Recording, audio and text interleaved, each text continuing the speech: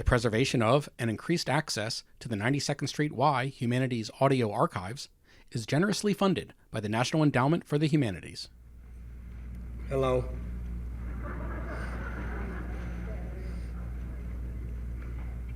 Our very generous and genial host, Mr. Freeman, is not here this evening. I think from now on he's going to leave me to your mercies, and I'm going to try to take care of myself. If any of you have wandered into the wrong place, I'll even tell you who I am.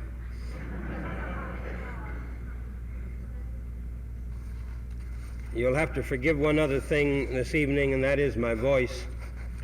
I've got the remnants of a cold, and so I'm going to have to conserve my voice a bit. I hope that this mic will carry without my throwing my voice away at the entire room. If any of you find that I'm not talking loud enough, I wish you'd put your hands up.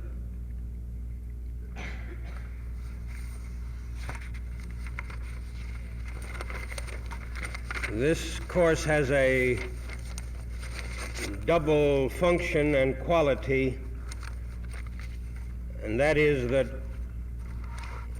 on the one hand we tried to follow a certain scheme which has been outlined in the little brochure on the Jewish Omnibus for the 6 meetings of the course, which has been mapped out ahead and which deals with a certain sequence of topics in the study of American civilization and also in the study of the Jewish subculture within America. And I've asked you to read certain sections of America as a civilization in accord with that outline. But also, I like to make use of whatever some of the principal events are that have taken place since we met in the nation as a whole and in the world outside, to make some sort of comment on those events and consider questions from you. And I don't like to give up either one of these functions of the course, although they don't necessarily go along with each other. And what I'm going to have to do, it happened the first time that we met last time that the two jibed pretty well. That is, the big event at that time had to do with the southern bombings, and as it happened, the readings, the outline of the course had to do with the basic position of minority groups in American life. But that isn't true at the present time. With your permission, what I'm going to do is to spend just a little time at the beginning, starting with the larger culture, with the nation as a whole and some of the events in the outside world, and then going on to the immediate topics. If that's all right with you. The big event, of course, was the election results. We haven't had a chance yet in the course itself to discuss the chapter in which I deal with American government and politics. That will come next time. But I think that even without that, it's worth saying a few things about the meaning of the election results. May I say, incidentally, that at the end of when I get through with these preliminary remarks, I'll be glad to have questions on every aspect of anything I mention or a lot of things I don't mention. I want to be very brief in summary on this because there's been a good deal of discussion in the press and elsewhere. There's not very much that I can add to it. I would say that what happened in the election had a good deal of meaning. I think it came after 2 years of a good deal of frustration in the minds of the American people. There had been 2 presidential elections in which they had made a commitment from which they had expected results. there had been an intervening congressional election in '54, so that they had made three electoral commitments, particularly the two presidential ones, and they expected results, and I think they felt they had not gotten them. I think that there was a good deal of frustration and even rage, which took the form of certain symbols.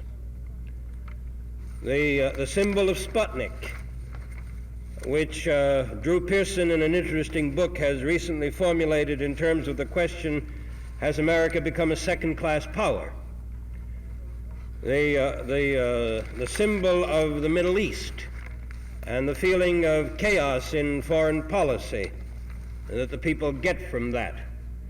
The symbol of Little Rock and the feeling of a lack of foresight, a lack of planning, and a lack of moral leadership, which I think the people got from that. And then finally, whether rightly or wrongly, the symbol of the recession, the feeling that the pocketbook nerve had been hit.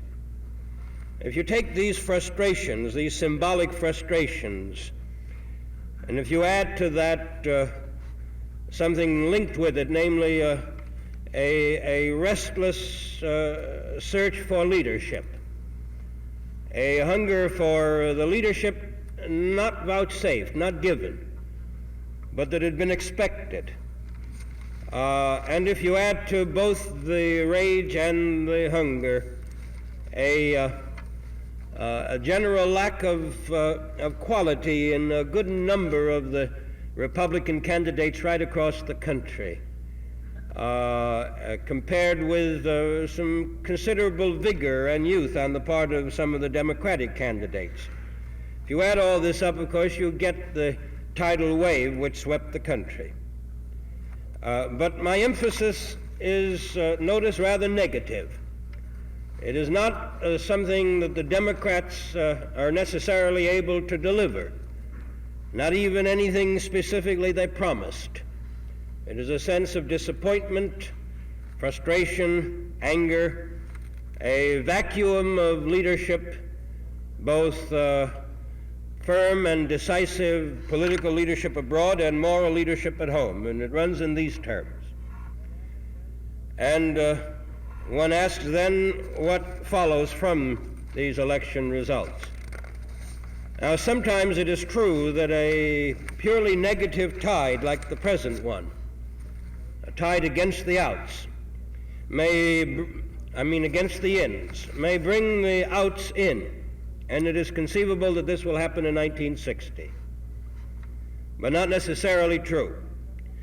I think a good deal will depend on what happens in the intermediate years, what happens both in events themselves, which will sharpen the symbolic frustration and rage and hunger for leadership, or change that, and what happens in the quality and stature of the candidates who are presented to the people. And that brings me to one of the rather important questions about American politics, which you will find discussed in some of the readings which I'm going to suggest for you for our next meeting. And that is that the style and genius of American politics are not abstract. They're not intellectual, they're not ideological. Americans have a way of belittling the whole political process. The word politician does not have standing in American prestige, nor does the politician himself have standing in American life. We don't take politics in a grand ideological fashion the way the Europeans do. We pride ourselves on being what we call pragmatic in politics, on having a practical approach to power, on saying, in effect, show results. That means that we don't put as much emphasis on political and ideological labels as Europeans do politically on the European continent, which accounts to a great extent for the degree of for the extent of an independent vote in America, for the tendency to cross over from one party to another. Nevertheless, this ought not to give us the notion that there is no logic in American elections, and no, what the statisticians call, no secular trend, no trend over a period of time. There very decidedly is. If you study American history, you find grand sweeps, great sweeping arcs, which indicate that there must be some kind of ideological tendencies within that period of American history leading the people in a particular direction, that it doesn't entirely depend upon the nature of the candidate or the popularity of a particular man or the style of his personality. I'm suggesting then that there is a logic, and that the quest for this logic in American politics is one of the most difficult things there is. Ordinarily, if you look back, you will find, let us say, that starting with the time of Jefferson, you had big cycles. At the time of Jefferson, you had the Virginia dynasty, which was Democratic in power for some time. Its power was broken for a spell, and then with Jackson, they returned. It was broken again, and with the Civil War, the Republicans had a long spell of power, which lasted with very minor interruptions until 1912 with Wilson's first term. The minor interruptions were 2 terms of Grover Cleveland. You had Wilson in power for 8 years, and then you had the Republicans in power for 12 years. And then the Democrats from 32 to 48 for 16 years. And so one would expect, by this large cyclical sweep, that there would be some kind of continuance of Republican power longer than the 8 years that they are in for. I say this is if you look at it in these cyclical terms. But I think that it's blind to think only in terms of cycles, because the cycles are the product of rather deep aspirations, movements of thought and feeling and passion within people. And my own hunch is that this particular movement of thought and feeling and passion, which found expression in these congressional elections this year, is not one that is likely to play itself out. It's not one that has to do just with personalities. There was within the larger tidal sweep a smaller one inside of New York State, which I think did have to do with personalities, and a very interesting personality in the form of the new Governor Rockefeller. But this is local. It does not represent the national pattern. If Mr. Rockefeller were again to become a candidate, we might have to consider very seriously whether on the national scale he could duplicate what he did on the scale, the state scale in New York.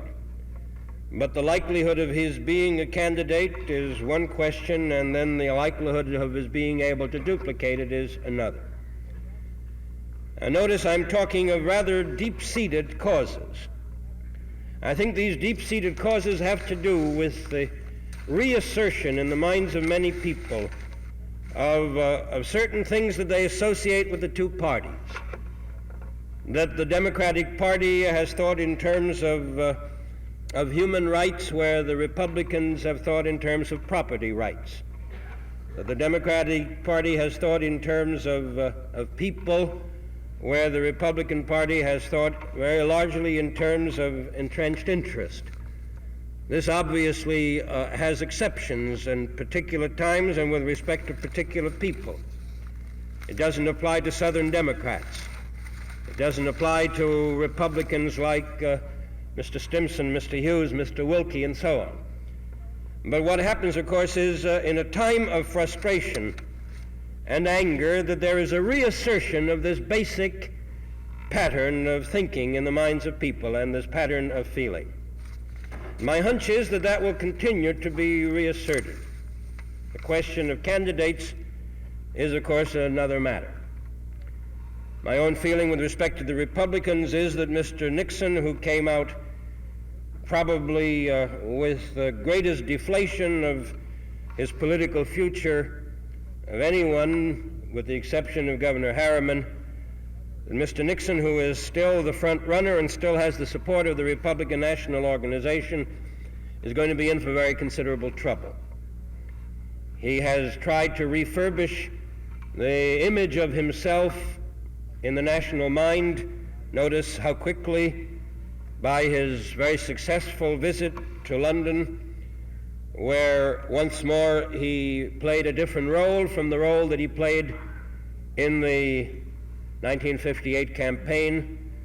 In the 58 campaign, his role is associated with his exhortation to Republican candidates throughout the country to play on the theme of democratic radicalism, on the theme of Walter Reuther as a dangerous symbol of what the Democrats are driving at, ADA and so on.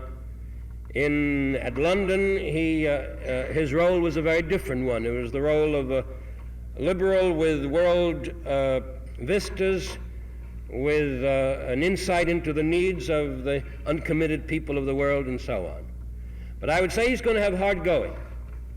And the struggle between him and Mr. Rockefeller is a very real one, no matter how much Mr. Rockefeller may refuse to take on both the burden and opportunity that his present position gives him. With respect to the Democrats, there are a large number of men in the field. My own feeling is that the two front runners at the present time are Mr. Kennedy and Mr. Stevenson, and that Mr. Stevenson is not to be discounted, that Mr. Kennedy, despite the fact of being a Catholic, is going to make a very strong race for the nomination, and that if these two should somehow stymie each other, there will then be a tendency to turn to one of the people less discussed at the present time, like perhaps Senator Symington or someone else, but that fundamentally this will be a dilemma for the Democrats, because anyone who has not been put forward, who's been holding back in order not to take the risks of being out in front, is very unlikely to be the kind of candidate who will be able to meet the responsibilities of 1960. Whether Mr. Nixon runs or whether Mr. Rockefeller runs as the Republican candidate, one of the big Republican issues is going to be the issue of civil rights for Negroes. The little rock symbol will come to the forefront as never before. Mr. Nixon has been very carefully building a position on that, and the same would be true of Mr. Rockefeller. No Democrat who is a compromise candidate in the sense that he is acceptable to the South as well as to the North is likely to be able to meet either of those men on that ground. So that my own conclusion is that the Democrats too are in for considerable trouble. They will have to resolve their Algeria, you might call it, their Algerian rebellion, which is the rebellion of the Southerners. Fortunately, they're in a position to resolve it, because one of the things two of the things this election has done for the Democrats has been, one, almost all the new people that have been brought into the governorships and senatorships and congressional seats are young, active, vigorous, and liberal Democrats. They're not Southern for the most part, because the Southerners tend to be the same old faces. It's a one-party system, and you return the same people, which means that the South has a new accession of opponents within the Democratic Party. Secondly, this means that the position of the Southerners in Congress is no longer as strong as it was. Washington, you know, has become the last outpost of Southern reaction. That is to say, the position of Southerners in the chairmanships, in their entrenched congressional strongholds, that has become the last outpost that they're now ready to defend. But with the new situation, it may well be that they no longer will be as necessary to the Democratic Party as a whole as they were. In 48, Truman was able to carry the country despite a congressional revolt, and the same is likely to be true in 1960. So much for that. There remains some issues in foreign affairs which I don't have the time to discuss, but which I can mention in case you have some questions. In foreign policy, it seems to me that the three big events have been the crisis over Berlin, the French elections, and the new developments in the Middle East. With perhaps a sentence or two on each to indicate my own position and open up questions you may have. I would say that the crisis in Berlin presents us with the fruits of our do-nothing policy over the past 12 years, since the end of the war. George Kennan has complained, and rightly, that as long as we do nothing on the issue of what to do about Germany, Berlin remains a source of international crisis and trouble, and he's turned out to be right. This does not mean that we should give in to the Russian and East German pressure. I think that Berlin has to be saved from, the Russians say, becoming a free city. Actually, it means becoming swallowed up as an island in the East German Communist Sea. There can be no retreat and no compromise on the question of whether we will yield to pressure or force. I would say, incidentally, that there's no danger that the Russians will start a war over it. Everything that we've learned about their policy recently indicates that they are afraid to use war as an instrument of national policy, except where they're trying to save one of their own satellites from revolution, as in the case of Hungary. That's not the problem. The real problem has to do not with whether we ought to give in on Berlin. We won't. The real problem has to do with what we'll do about it. And here I can only suggest that we will now have to face the issue of getting the Russians to withdraw their troops and withdrawing our own troops from Germany. I am myself not happy over the idea of a unified Germany. The more I study of German history, the more I'm convinced that the unification of Germany under Bismarck in 1870 was a foolish and dangerous thing. It brought together a mass of power. Before that, the units within that mass of power had learned anything about the democratic experience. I would say that it's still true that unification of Germany, real unification of Germany, is not the desirable solution. But some kind of confederation of the two Germanys, an economic confederation, might be.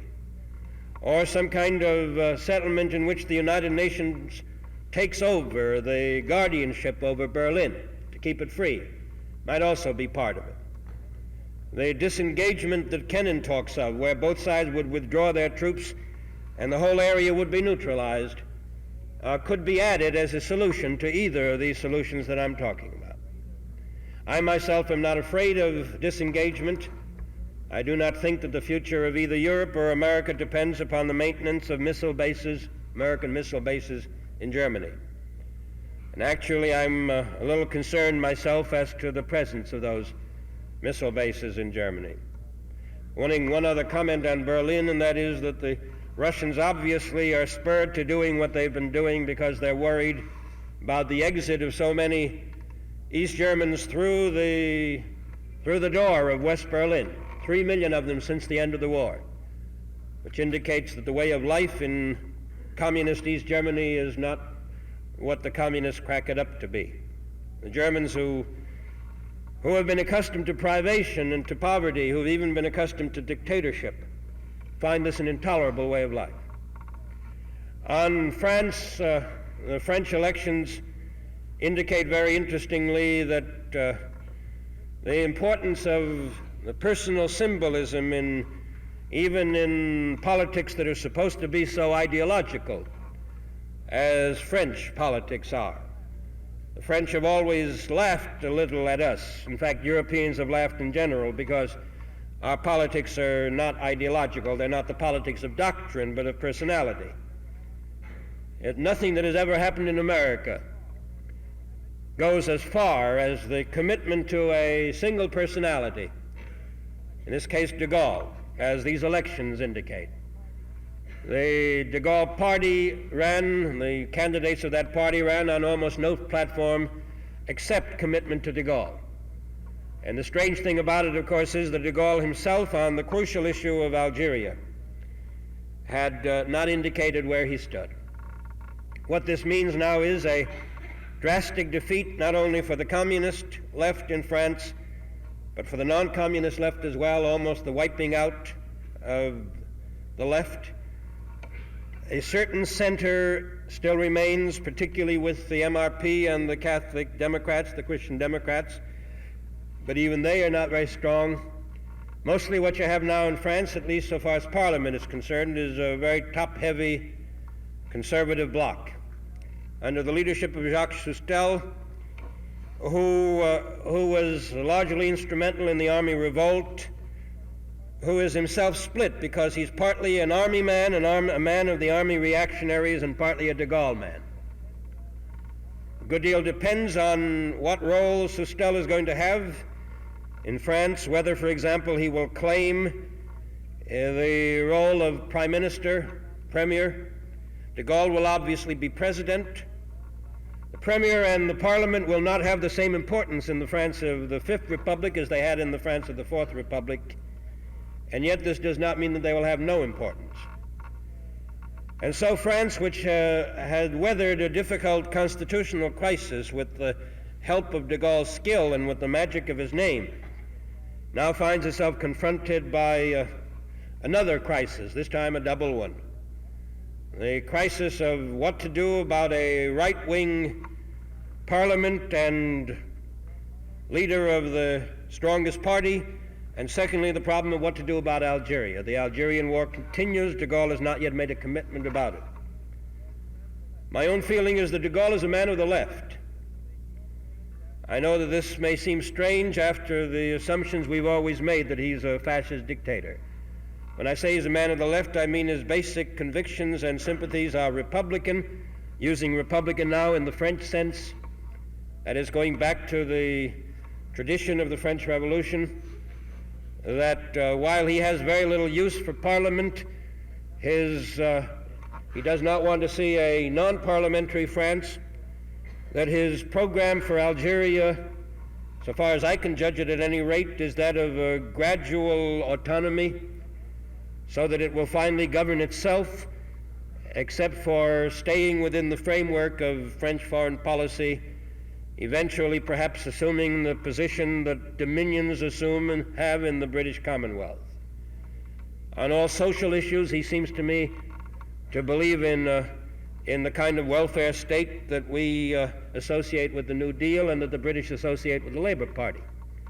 And one of the interesting things is to see what will happen with a de Gaulle of this kind, who has a parliament and a dominant party like a millstone around his neck, who were brought in because they used the magic of his name.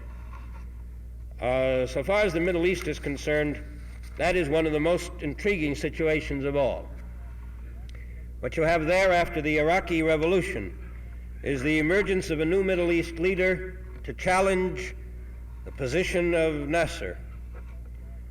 I'm talking now General Qassem, who was supposed to be the stooge and instrument of Nasser in that Iraqi revolution, but who now turns out to be not just an independent Iraqi nationalist leader, as I had thought, by the way, as I have thought now for a month or two, but who, according to the latest news, has more in mind than that. He evidently has in mind a challenge to Nasser as the leader of the total Arab population in the Middle East.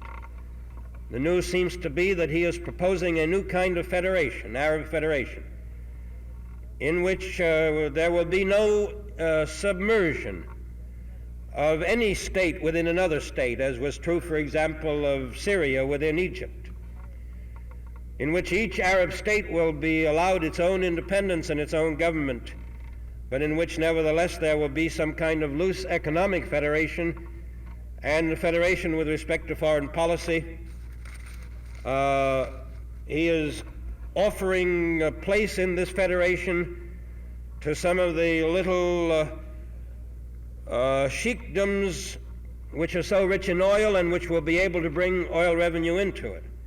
And he is even offering to Nasser, to the Egyptians and the Syrians, the chance to come into this federation on the same basis as the others. And Nasser has not yet broken negotiations on this. I have said many times in writing and in speaking, I say again that Nasser is no Hitler, but that he bears a very strong resemblance to Mussolini. That there's the same effort to build a fantastic imperial dream on a very rickety base. The rickety base being the rickety economic system of Egypt. Egypt's economy is even worse than it has been for some time. You don't solve any problems with Russian arms, and you don't solve any economic problems with Russian technicians.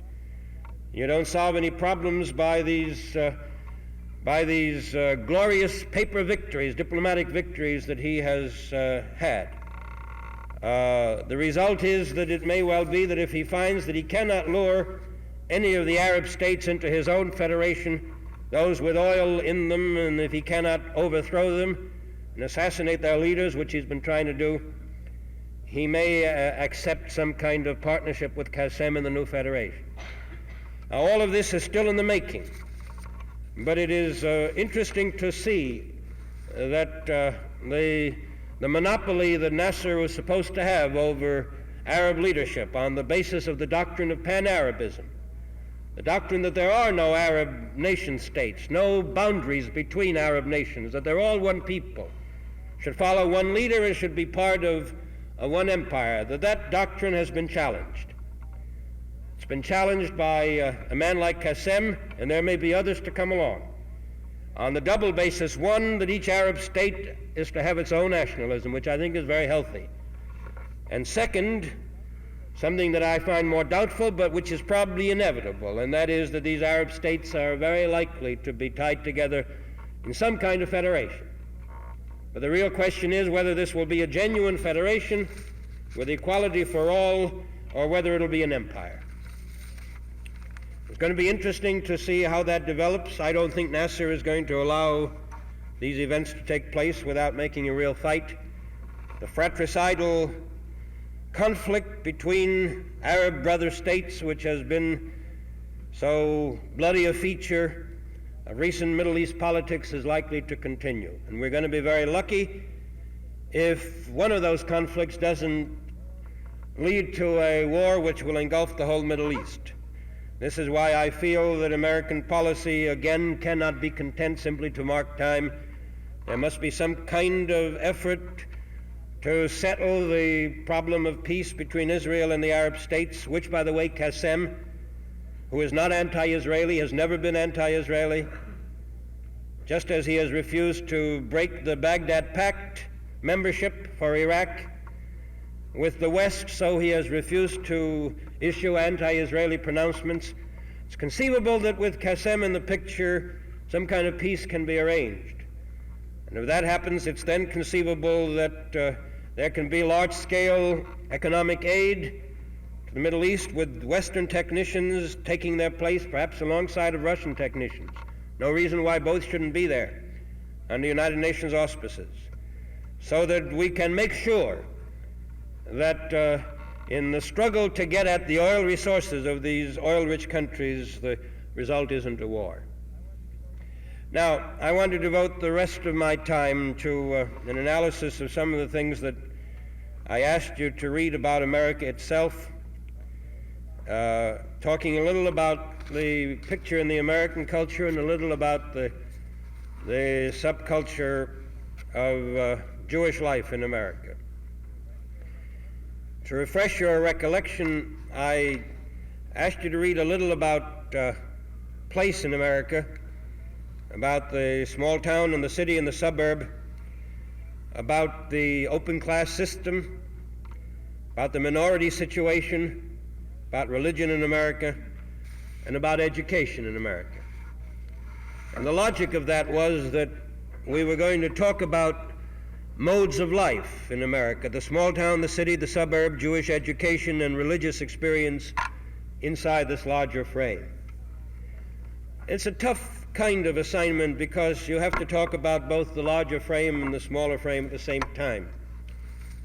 And there are many things that are involved on each of them. And so I'll have to be very brief on each and again leave it to you to raise questions. One of the rather eccentric British sociologists, Patrick Geddes, who was a mentor of Lewis Mumford, from whom Mumford says he learned a good deal, once had a rather interesting formula.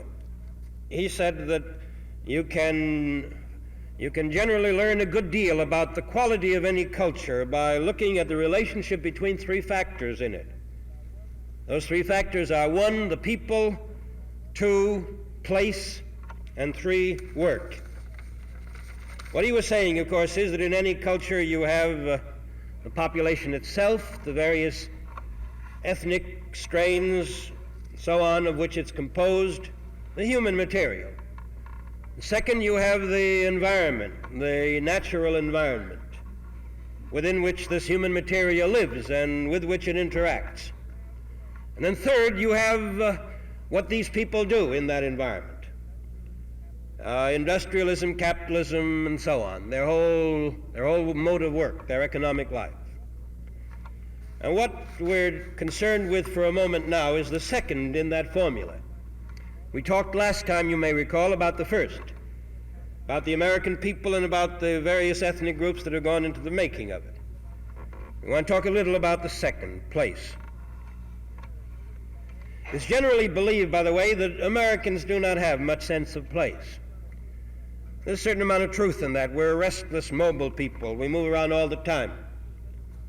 It's also generally believed that Jews traditionally have never had much sense of place, have never really sent down roots. Again, perhaps it's because they have been pushed around a good deal, not necessarily willingly, as in the case of the internal migrations inside the United States. Not always willingly, they've had to move around. And so again, they've never put down roots very much. You get here a rather interesting relationship, a rather interesting congruity, a real relationship between the Americans' larger culture and the Jewish subculture. It may be one reason why Jews have found America so hospitable a place, so congenial to their temperament. The mobility of American life is part of their own mobility. And yet, after all, Jewish culture at the very start had put down roots. It was part of first pastoral, then an agricultural society. It was on its land for a long time. It had a sense of place. All you have to do is to read the Old Testament to get a feeling for that sense of place. And the Jews at various points in the world have tried to put down roots and get a sense of place. In Israel, for example, they have it. One has only to visit the kibbutzim in Israel or the towns to sense that. How about the United States? I can say quite in a general way that the Jews never found a sense of place in America, either on the farms, which they did not find congenial as they did in Israel. They did not find it congenial, nor in the small towns, which they did not find congenial, nor really even in the cities. Generally, the association of American Jews is with cities. And yet I doubt the congeniality there. At any rate, I would say that with the recent movements from the cities to the suburbs, you find a tendency on the part of the Jewish population to form a very considerable part of that movement to the suburbs. And the putting down of roots in the suburbs does seem to me to have found a real response on the part of the Jewish subculture. What I'm suggesting, of course, is that you have here both something characteristic of American life in which Jews are playing a very big role in the movement to the suburbs, and you have here something that is part of the Jewish experience in America, which is of very considerable importance. In the big cities, the Jews were not able to have the sense of community participation in their own ethnic community that they are able to get in the suburbs. In the small towns, there were all kinds of isolating factors that frightened them away. That isn't true of the suburb. One of the things about the suburb is that you're able to maintain your relationship to the town of which the suburb forms the fringe. You're within striking distance of all kinds of cultural possibilities in it. But at the same time, your friendships, your organizational work, your religious life, and so on is carried on within the suburb in a compassable way. I want to look a little more closely into that, see how true it is, and look a little more closely into what has generally been happening for the larger American culture here. A good deal in our present American life is runaway. We have a runaway technology. We have a runaway leisure system now, far more leisure than we know what to do with. We have in some areas of our life runaway living standards. We have runaway delinquency in children. There's a runaway quality about our mental breakdowns and so on. Similarly, we have the runaway city, or the exploding metropolis, which is the way one recent series of articles that's been put into a book puts it. This quality in American life of bursting the seams continually has resulted in what I would call myself not the city and the suburb separately, but a cluster city. That is a city core with metropolitan areas around it and with suburban areas around that. It has resulted also in a great difference on the American map from what it used to be. You look at the American map now, at least on the eastern coast, and you will find right down from southern Maine to perhaps South Carolina, certainly to North Carolina, a continuous stretch of settlement of city and suburb together, of cluster city. You'll find the same thing on the west coast if you look all the way from Portland, Oregon, or perhaps even Seattle, down to San Diego, the southern end of California. And what this means is that Americans have regrouped themselves, have occupied some of the unoccupied areas, that there's a double movement of population going on. One part of it is a movement away from the small town to the city, which is still going on. The other is a movement from the city to the suburb and the exurbs. This means that the city population is more or less at a standstill. It's gaining pretty much what it loses. It means that the small towns are decaying. They're decaying in a double sense. They're decaying because their best young people are moving away. There's no attraction in small town life. It's too hickish. There's no glamour in it. There are no opportunities.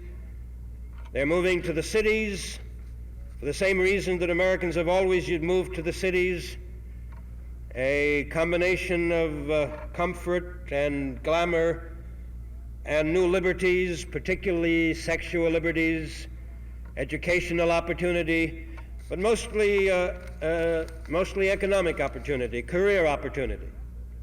And that movement is still going on. But in addition to that, there is the second movement, from the cities outward to the suburbs. There is a third one just beginning now, from the suburbs back into the cities. We don't know yet how far that will extend.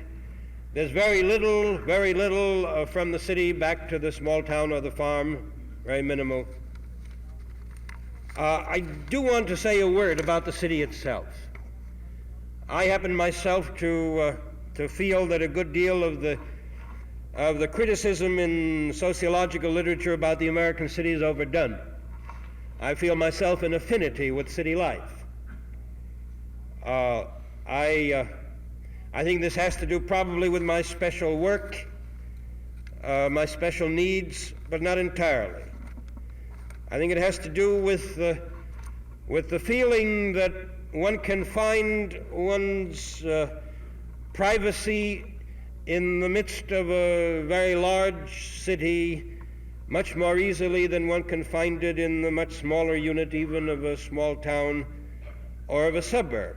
And as I feel that the impersonality of the city has merits, the merits of allowing you to carve out your own friendships and your own privacies, as well as the access that it offers to all kinds of opportunities. I myself am an example, I suppose, of the historic suction force exerted by the big cities in America for centuries. I recall one of the most moving sentences in recent literature on the city. There's a sentence written by E.B. White, which I quote in my book. E.B. White, who, as you know, writes for The New Yorker, who did a piece on New York once for Holiday, and who in the course of talking a little about the difficulties of living in New York, it's the scars in it, the more scabrous aspects of it, then went on to say, nevertheless, this city, this mischievous and marvelous monument, which not to look upon would be like death.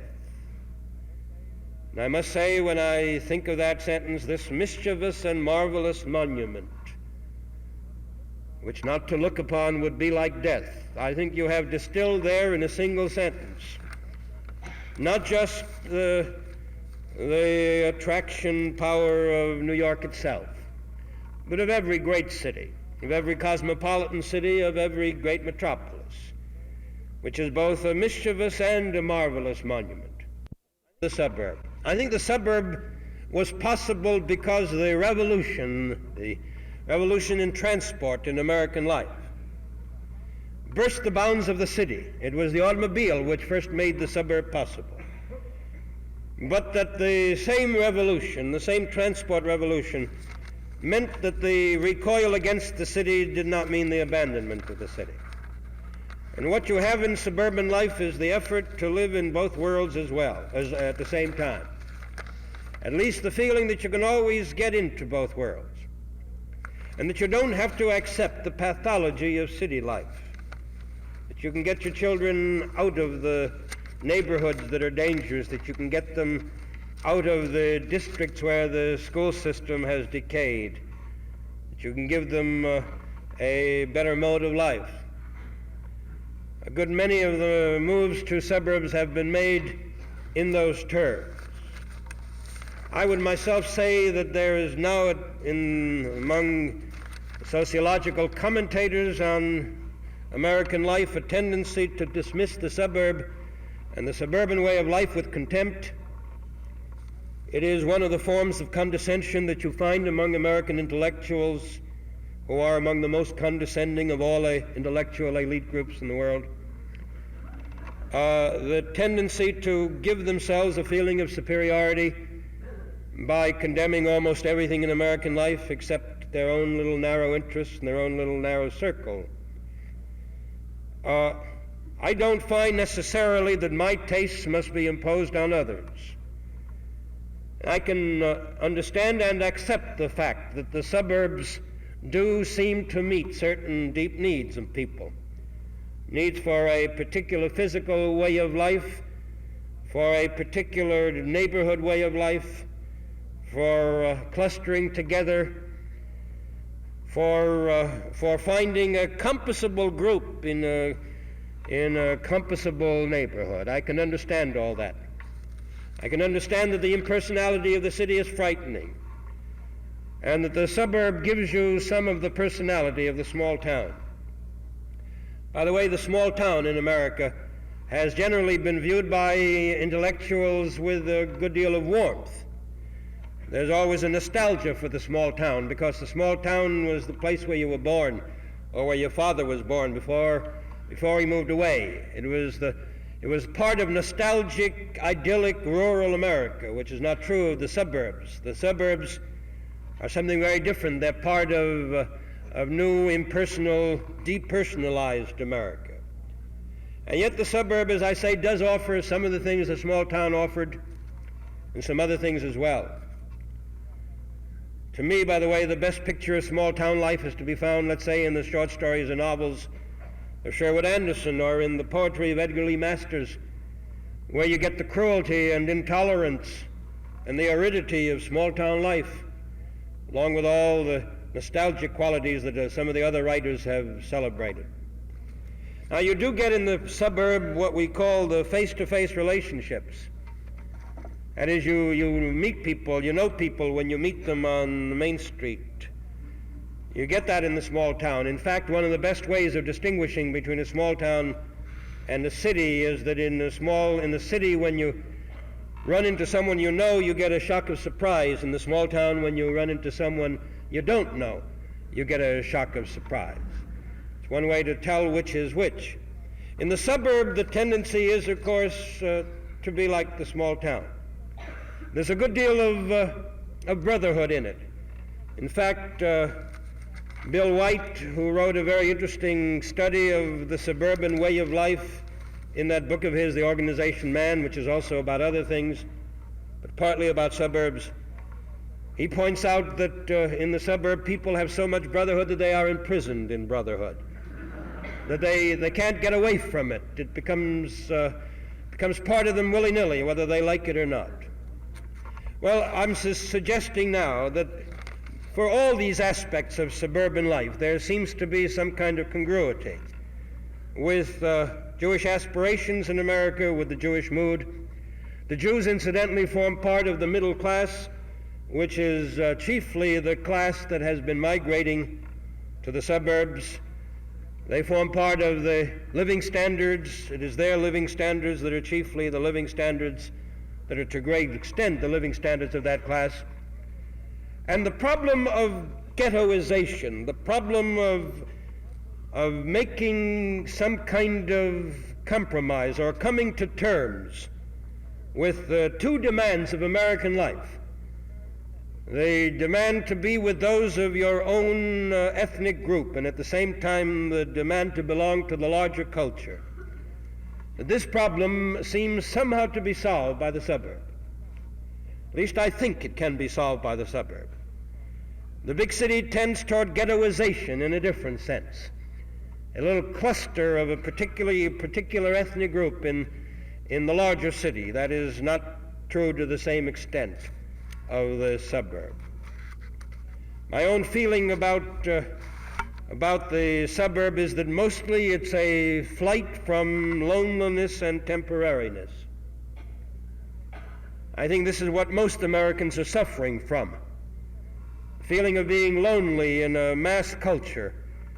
The feeling of living a very temporary kind of life in a culture which is always in flux.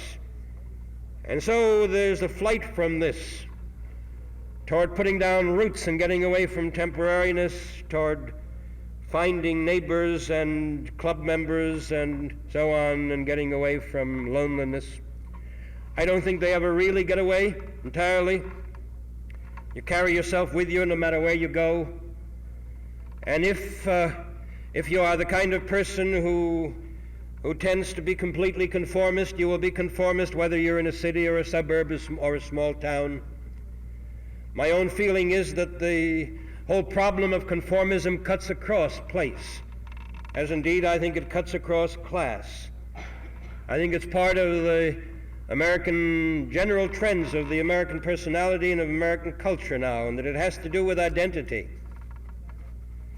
And again, I would say that the wrestling with the question of identity is something that you have to face no matter where you are.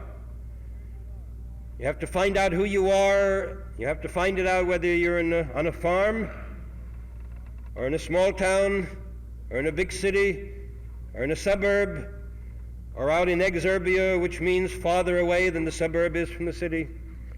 You've got to face that.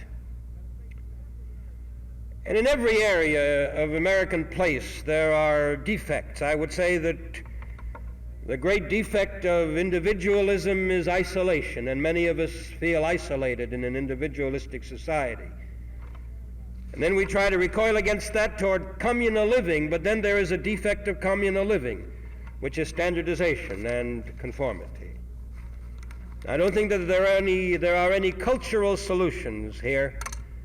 The solutions have to be fought out within the individual personality. I think that there can be directions, there can be guidelines from cultural leaders. I think that the people who are the value creators in a society, and this includes partly the intellectuals, can do something about that. But I don't think that the question of the environment, the question of the kind of place you live in, is determining. And now I move on to some of the other things which I want to deal with more briefly. For example, the problem of class in America. We're going to deal next month more in detail with the whole question of the American class structure and where the Jewish American community fits into that. Here for today, I asked you to read only one section of that chapter, which was on the open class system. I asked you to read that because you cannot really talk about the minority situation or about religious life or education in the minority groups without understanding the nature of the open class system in America. Now, what do we mean by the open class system? We talk a good deal about America as a classless society, just as the communists talk about communism as a classless society. May I say that I don't believe either of them exists. I don't think there's a classless society either in the Marxist world or in the world of the chambers of commerce here. You do not have a classless society in the sense that people are judged only as individuals. Obviously, they find their place in the society partly because of their economic ranking, partly because of their status, their prestige ranking, because of the house they have or the clothes they wear or the automobile they have, because of what their living standard is, because of how much they earn, because of what their color is, because of what their inheritance is, and so on. You have a class system. What then do we mean by an open class system? What we mean is that the class system exists, but that it is possible to move from one class to another without too much hindrance. And in that sense, America is an open class society. The class divisions are there, but they're not insurmountable. Now, they tend to be a little rigid, especially up at the top, they're rigid. It's very hard to break your way into the very top class. Professor C. Wright Mills, who has done a brilliant book on the power elite, with which I have some quarrels, but no question at all about its analytical brilliance. Professor C. Wright Mills suggests that what we have up on top of the class system is several elites, a number of elites which combine because all of them form part of the same web of power. They're the power elite. A business elite, a governmental elite, a military elite. I want to talk about that more next month. Nevertheless, I would say that it's possible to get even into those elites. Hard, but possible. And that the movement from the low classes, from the worker classes into the middle class, from the lower middle class into the upper middle class, and from the upper middle class into certainly what Warner calls the lower upper class, that is the class into which you can move by wealth alone, that's quite possible. Actually, if I may say just a word about the Jewish experience in America in these terms, I don't suppose the Jews ever in all their wanderings in the diaspora have struck a class situation quite like the American open class system. The closest they came to it was in England, where for a time they had to live under a number of legal restrictions until the middle of the 19th century, when the legal restrictions were removed. In some respects, the British situation and the French situation are better than the American in one or two respects. For example, it was possible in both England and in France for a Jew to be the head of state. Thus far in the whole American political experience, that has not been possible. You remember in England, Disraeli was prime minister. In France, Leon Blum was prime minister. In America, that still has not happened. There are one or two other respects in which this is the same thing would be true, and yet, on the whole, I think there's no question that the British class system and the French class system are more rigid than the American. It would still be true that the Jews have never in their whole diaspora experience encountered anything like the open class system in America, which is another and perhaps even stronger reason for what I call the congruity of the Jewish spirit with the American social system. I talked of it a while ago with respect to a sense of place and mobility. Here I'm talking of the open class system. What the Jews were able to get here, just what other ethnic groups have been able to get here, what groups from coming from every culture in the world, was a career open to talent, at least largely open, at least to most talent. Notice you have to make restrictions all along. The worst restrictions were with respect to the Negroes. There are still very serious restrictions with respect to Mexican Americans and Spanish Americans, with respect to Puerto Ricans. Those are still very serious. But they too are being whittled away. And as far as the Jew is concerned, he had to fight some very sharp battles of discrimination, but in many of them he has won out. But on the score of living standards, of achieving a position within the economy and within living standards, all you have to do is to move around the country, as I've done for the last 20 or 25 years, community after community, to see that the Jews have become part of American prosperity and of this open class system and have made a place for themselves in it. It's never quite as high as it would be with respect to any individual or family if that individual or family were not Jewish. There's always a kind of subtraction involved because of it, or there is always a little extra effort, extra energy, extra ambitiousness that's called for. And yet, the obstacles have yielded to pressures when the pressures were applied. Now, I think that the arena of struggle has changed now. I think that the meaningful arena of struggle is no longer within the class system or even within the economic system. I think that it has been transferred. It has been transferred inside of the psyche, inside of the mind. The problems have become problems of inner security, of psychological security. They become problems of values and direction and identity, as I've suggested before. Problems have arisen also having to do with the identity of the group. For example, the problems of intermarriage, which trouble Jews a good deal today. Problems of religious education that trouble them a good deal. Problems of the use of the public schools for religious indoctrination, which trouble them a good deal. And to that, finally, I want to turn very briefly for maybe 5 minutes, and then we can have some questions. I obviously should devote a good deal more time to each one of these aspects, but there are many things I wanted to do. The Jews are part of what I call the minority situation in America. By the way, I've been severely criticized in one or two Jewish publications in the United States for not dealing at greater length in my book on American civilization with the Jews as a group in American life. Neither have I dealt with other ethnic groups as groups except for one. I've singled out only one, the Negroes.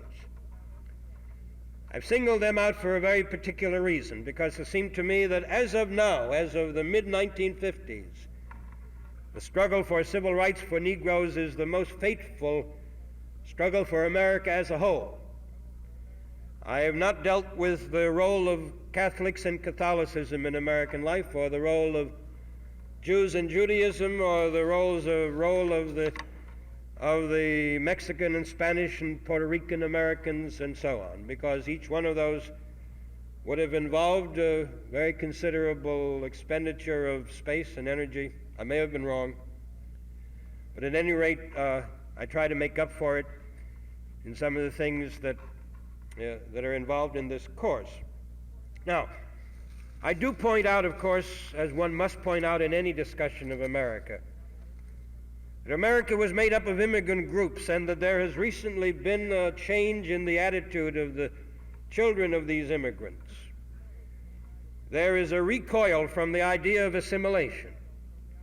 Assimilation in the meaning of the complete submergence of the ethnic group within the larger culture. And instead of assimilation, we are now talking of integration with the larger culture, where the identity of the ethnic group remains untouched. It was Marcus Henson, a great American historian of immigration, who pointed out that it's the third generation in American life which marks this change. The first generation struggles with the new environment. The second generation is ashamed of its fathers. But the third generation reasserts its link with its own ethnic group. I think that's happening now, this reassertion. It brings with it a new kind of pride, a new quality of assertiveness on the part of the members of these ethnic groups. But there still remains something on which we touched in the questions last month, but we didn't get a chance to do very much with it. There still remains the question of the danger to the identity of the group. I find as I read Jewish language newspapers, periodicals, I can't read Hebrew, but I can read Yiddish, fortunately, so that I can keep in touch somewhat with that. I find a good deal of anxiety about intermarriage. One study that I reported on in my book was a study made in New Haven, a Kennedy study of intermarriage over a period of time, which indicated some rather interesting results. And that is that there's been a tendency to wipe out the national divisions, but we still stick very much to religious divisions. That is to say, in New Haven, you will find that more and more, let's say, Italians and Irish and Poles intermarried, but that the intermarriage of Catholics and Protestants, or the intermarriage of Jews and Gentiles, still remain banned. And that's probably still true. The study is about 10 years old, but I would say that in the last decade, this tendency has not been diminished. So that what you get is a wiping out of certain kinds of distinctions, the national distinctions, but a retention, perhaps even a sharpening, of the religious ones. You have to ask why. I think certainly in the case of Jews, it is tied up with the whole experience of persecution, particularly under the Nazis, the feeling that what Hitler was aiming at was the wiping out of Jewish identity in the world as such, and of course it was true. It may well be what some Arab leader may aim at with respect to Israel. But in reaction to that, there is a very understandable feeling that one of the tests of commitment to membership in the Jewish community is the test of whether you are willing to allow the continuity to be broken, the strain of heredity to be diluted by intermarriage. Obviously, what intermarriage does as the generations go on is to make the dilution greater, so that eventually the fear is the sense of identity as Jews vanishes entirely. And then what happens to Jewish life as such in the world? This is a puzzling problem. It's a difficult problem for which there can be no terribly clear answers. I can only say that on this score, I think this ban, this taboo on intermarriage will meet a very real obstacle in the spirit of American culture as a whole. That is, there is not a congruity between this tendency, the part of many Jews, and the spirit of American life. There's an incongruity. Because one of the things about American dynamism that I found at the end of my study, in fact all the way through my study, is that this dynamism knows no boundaries. It breaks down all obstacles. One of the things that I was convinced of when I did a little studying of the American physical type is that a new physical type will emerge over the generations, that the physical differences that now exist will tend to be blurred and to diminish. Because intermarriage is going on throughout American life. It goes on even across the color line. It certainly goes on across the lines, the boundaries of national origin, ethnic origin, and it goes on, and it is bound to go on across the religious boundary lines. And there's another problem, of course, and that is the problem of how a minority group can assert its bitter protest against the majority group's efforts to draw the line between the majority and the minority on some scores, and then on other scores insist that a very sharp line has to be drawn. These are the dilemmas, and I present them as dilemmas. I have great respect for those who feel that the problem of maintaining identity is so strong that intermarriage is the great enemy. I respect it, I do not agree with it.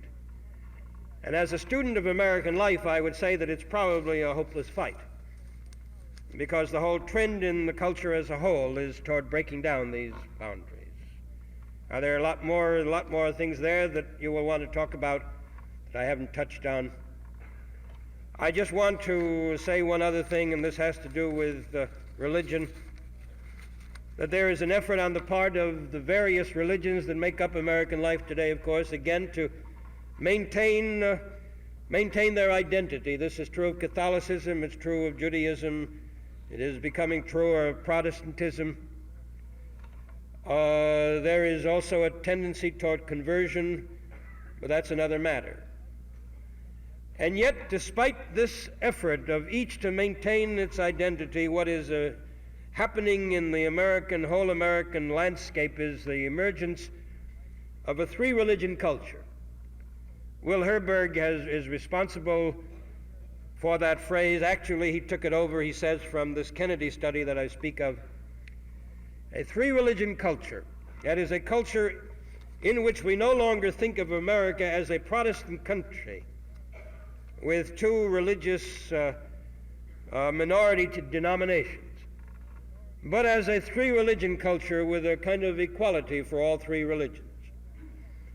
My university at Brandeis has tried to give expression to that symbolically in the form of the three chapels that you know about. Here in New York, it's given expression to, as it is in other cities, by the makeup of the political campaign tickets, which give a kind of balancing of the various religions. There's a tendency in the part of a good deal of popular thinking in this direction.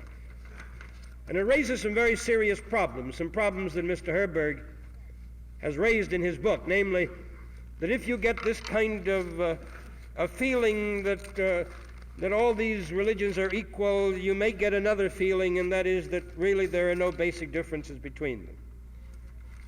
There are no basic differences between them, he suggests. Don't you get a dilution of religious feeling? Doesn't religious feeling depend upon the maintenance of a sharpness of demarcation between the religions? Not necessarily of bigotry and intolerance, religious struggle, but at least of a sharpness of identification and commitment. Certainly there's a tendency toward the maintenance of this sharpness in the recent growth of parochial education, not only on the part of the Catholic groups and to some extent of the Protestant groups, but also of the Jewish groups. And this too raises again the question that I've been coming back to in the last few minutes continually, and that is, in what way can this be squared with the tendencies in the rest of American life toward the leveling of differences rather than the maintenance of differences? My own feeling is that at least for a time, this tendency toward the maintenance of the identity of the group, unless it's carried to a self-destructive point, but this tendency is a healthy one because it can be linked with the retention of a feeling of the identity of the individual. The threats to the individual identity in this mass culture are very great. And there are many who cannot bear these threats, who cannot carry them, cannot carry the burden of them alone. They find that it is difficult for them to dissociate themselves from the rest of the culture unless they can do it as part of a compassable group of others like them, with a similar origin, with a similar tradition, with a similar history, with a similar set of symbols, with a similar set of historic experiences and tragedies, with a similar set of martyrdoms and martyr heroes and so on. Because this is what's happening. In other words, I would suggest that one of the things that is helping to shape the attitudes of the Jews as a minority group in America is not only its memory of the whole Hitler experience, but partly also its effort to fight the depersonalizing forces in American life as a whole. This may be true for other groups too, and it may be that at least temporarily, one of the things that will save individual identity during this transition period is the effort of the individual to maintain a kind of temporary fortress with other like-minded people. But ultimately, as I suggested before, the individual cannot find security in any kind of fortress, whether it be the majority culture or the minority culture. Eventually, ultimately, the individual has to find his identity within himself and his fortress within himself. All right, that's it. And now we're going to spend the rest of the time on questions on any or all of this.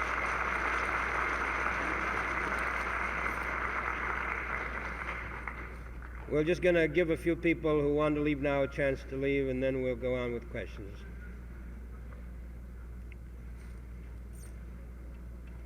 I think our best bet is to take it one section at a time. This section here. Ordinarily, Mr. Freeman collects questions. I guess if you want to write them, we can still arrange for me to read them. I don't know what the machinery is. But if you have cards there and want to write your questions, please do, and I'll take them. Meanwhile, I'll take oral questions one section at a time. On my left?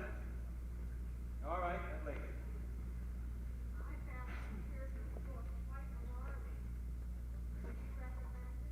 You find what book alarming? Yes. Lady says she finds the book I mentioned by Drew Pearson, America, a Second-Class Power, with a question mark, quite alarming. Would I recommend it? Yes, I recommend it because I think that the material that Pearson has gathered there is factual material.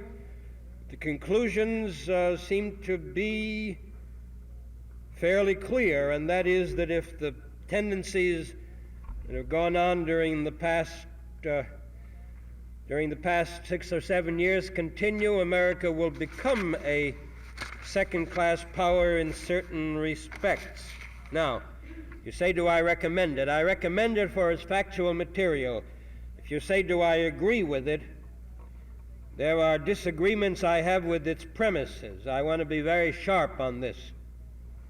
I do not believe that America's ultimate place in the world is going to depend on how we do in the missile race, for example, or what happens on atomic airplanes, or even what happens on atomic submarines, where we've done pretty well. My own conviction, as I've expressed it repeatedly, is that both sides now have enough weapons, lethal weapons, to destroy each other and themselves. Now, why then do I refer to this book at all and the theme? Notice I referred to it as a symbolic thing. I said that Sputnik indicated to many Americans that we had fallen behind. On this thing, the falling behind is symbolic of the vacuum of leadership. To me, however, the more important expressions of that absence of leadership lie not so much in the weapons race, which is what Drew Pearson is mostly concerned with, but in other areas of American policy and power. For example, the same thing is true in our foreign policy. It's true in our position today in the Far East because of our China policy, and our position in the Middle East because of our Middle East policy.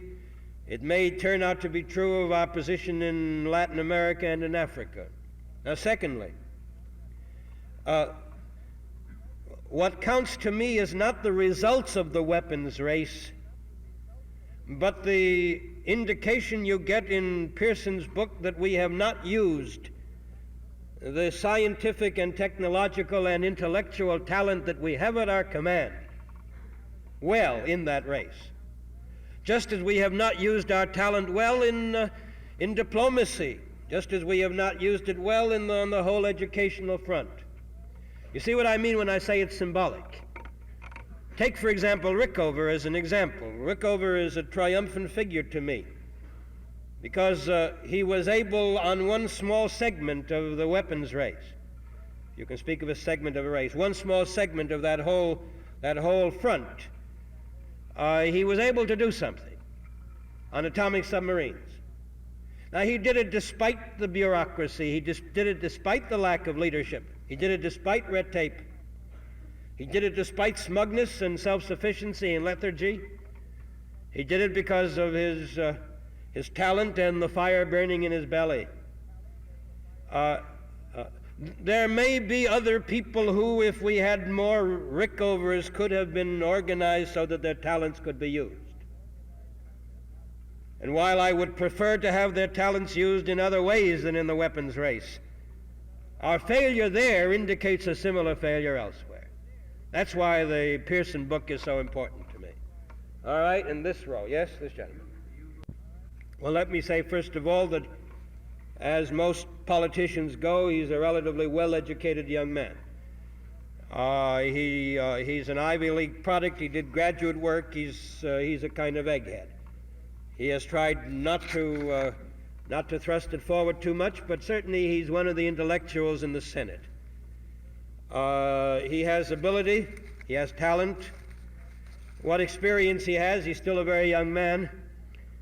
He has so far talked mostly about only two phases of foreign policy. One has to do with the Algerian struggle. The other was an attack on the administration on this question of the lag in the weapons race. I do not find in him any distinctive qualities of mind and leadership, I will confess. I find in him mainly an alert and bright young man who wants to be president, whose father has a good deal of money and can do something about helping him, for whom there was a fortunate combination of circumstances in the vice presidential race in 1956. I also have a considerable sympathy with him in the sense that I like to see the usual obstacles of bigotry overcome. And I think that the obstacle of bigotry with respect to a Catholic in America is one of the unnecessary obstacles. I don't think the fact that Kennedy is a Catholic should therefore make us support him necessarily in order to show broad-mindedness and so on. But as I say, I have a good deal of sympathy with him on that score. Beyond that, I'm afraid I can't go. He seems to me to belong with a number of other candidates, Governor Minor of New Jersey, Governor Williams of Michigan, and so on, who are fine young men. but who do not seem to me to have the stature requisite for the post. Mrs. Roosevelt, who wrote in her memoirs some things about Mr. Kennedy, mentioned one thing in particular that sticks in our minds. She feels rather strongly against him because she feels that when the really big moral issue arose on the question of McCarthyism, and when the senator's home state of Massachusetts was a very basic part of that whole struggle, because McCarthy, as a Catholic, had a considerable amount of Catholic support. When Kennedy, as a Catholic, could have played an enormous role if he had taken a strong stand. Mrs. Roosevelt points out that he failed and refused to take such a stand. That lack of leadership has been, Mr. Kennedy has tried to explain in various ways. He was sick during a period of that time and so on. But someone has pointed out that Mr. Kennedy is the author of a book called Profiles in Courage. They go on to say they wish that he had less profile and more courage. I think this is going to plague Mr. Kennedy for some time. Yes, that gentleman there. I'm sorry. In addition to not talking well, I can't hear.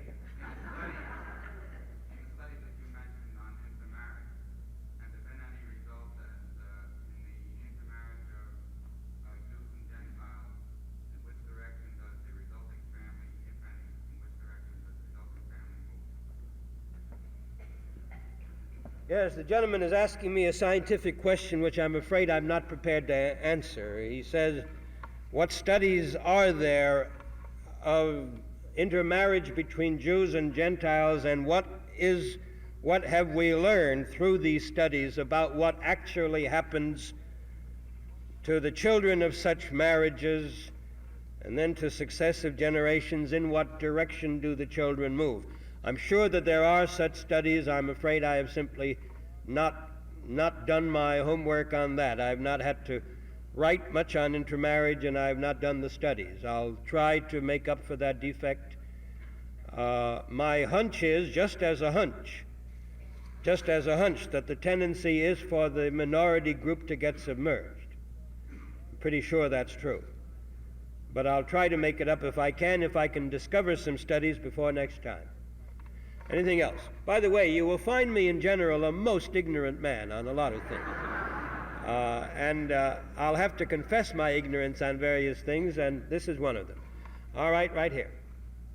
I'd just like to grope for just a moment in analyzing your election results and taking the Democratic sweep over most of the country and taking the Rockefeller sweep in New York. Also, the Gaulle results in France. Don't you think that there is rather a common denominator, in addition to the things that you mentioned, that as a total, our Western civilization is tending toward a matriarchal society, and that we are seeking that kind of a leadership. Now, What kind of leadership? Mother? A matriarchal society? Matriarchal society. We're tending to seek what kind of leader? A leadership. So it doesn't have to be a feminine. It's matter of leadership, but leadership. I get it. Wait a minute. Now take a twist. Assuming a premise which may not be cockeyed, but as a practicing Muslim, here is my dilemma. Do we attempt, as we have, to educate on an intellectual level when a tide seems to be going away, in my opinion, humble opinion, from that kind of an intellectual approach, or rather to an emotional approach? Shall the liberal movement, the heads of the liberal movement, attempt an emotional appeal rather than an intellectual appeal? I understand. All right. This is a most interesting question. The gentleman says, judging from the election results here, both nationally and in New York, and from the French election results on de Gaulle, he detects as a common denominator a movement in all of Western society toward a matriarchal society. Society, in other words, where the women rule. Presumably out of a reaction against the rule of women, we are looking for real leaders. Is that it? We are looking for real leaders, hence the role of the leadership personality. The second part of the question is, what does a practicing liberal do? Does he try to fight this trend and get people to respond to intellectual rather than emotional appeals, or does he go along with the trend and try to use it for his own liberal purposes? Now, let's see. In the first place, may I say that I'm almost bowled over by the idea that from these three election results you get a matriarchal society. I think the question of whether we are a matriarchal society here or whether the French are is a question to be discussed in its own right. You remember Philip Wiley was the one that popularized this in his book, A Generation of Vipers. He spoke of the cult of momism in America, the way in which we are our mother's sons, we cling to them, the reverence we pay to mom. There's been certainly considerable evidence that of possessive American mothers. There's some evidence of women wearing the trousers in particular families.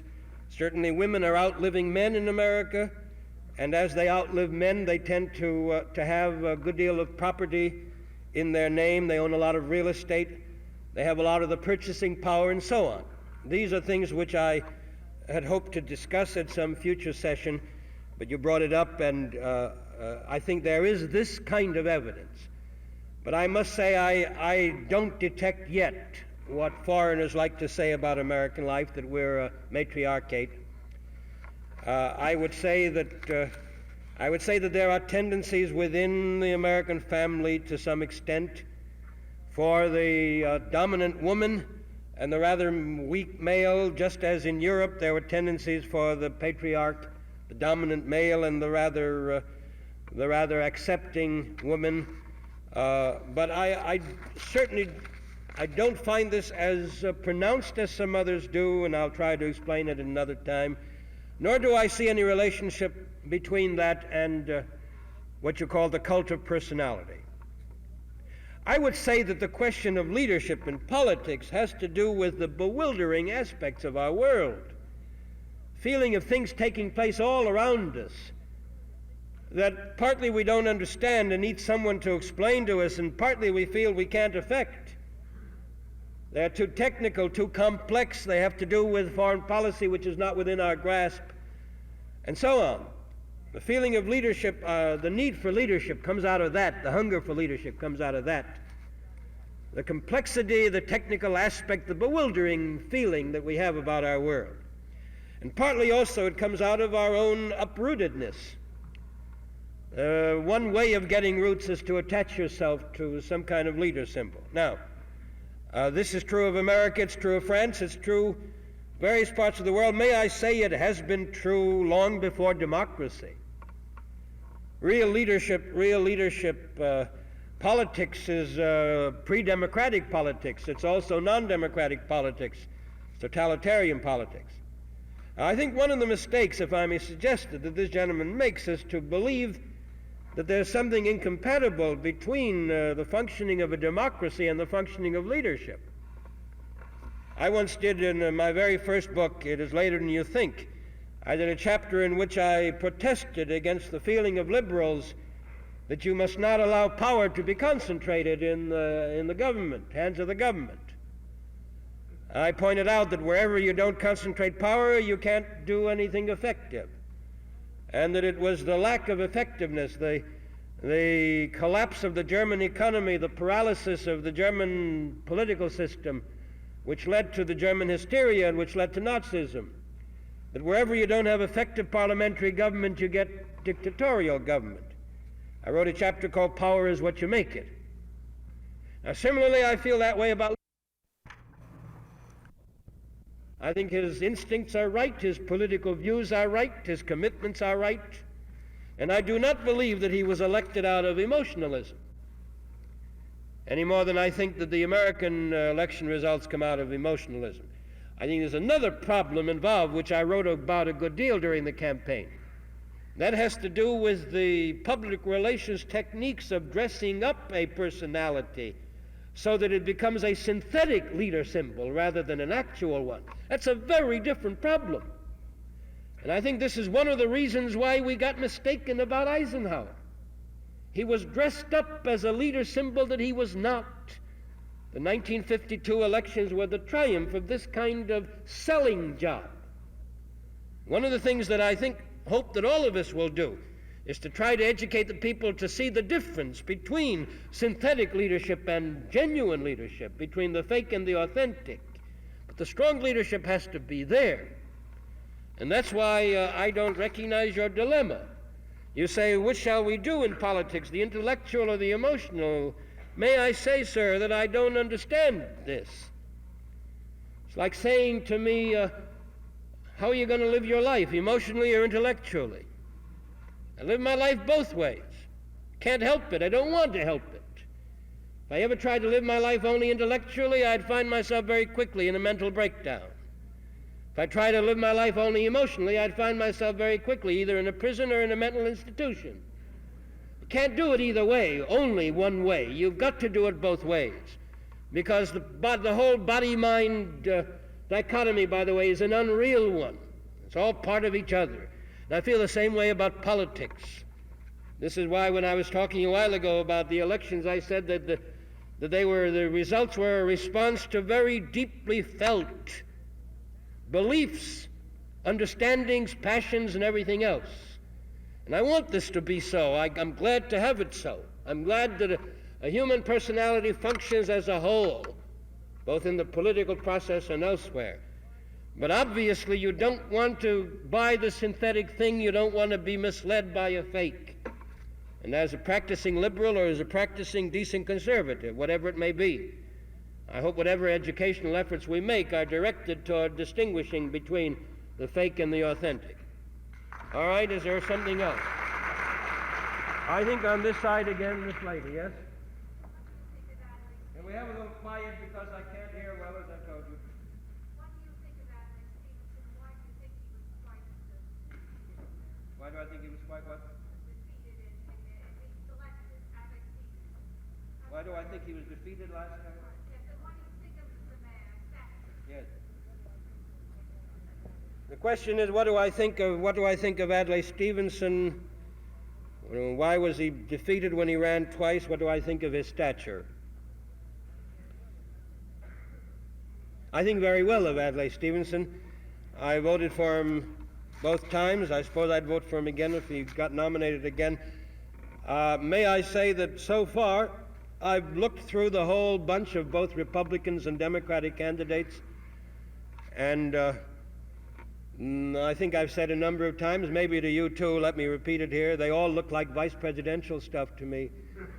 Not presidential, not presidential. The only one that looks presidential to me is Stevenson. And I'm talking now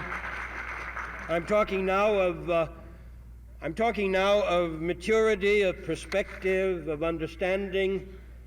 I think where perhaps Stevenson is weak, he lacks what the great German sociologist Max Weber called the charisma of leadership, the halo, the feeling. Remember, there's two types of leadership. There's the charismatic leader, and then there is the sort of the professional political leader. The charismatic leader is one about whom you feel an extraordinary quality so that you feel enormously attracted to him emotionally. De Gaulle has this charisma. He's a wretched speaker, by the way. It's not from speaking.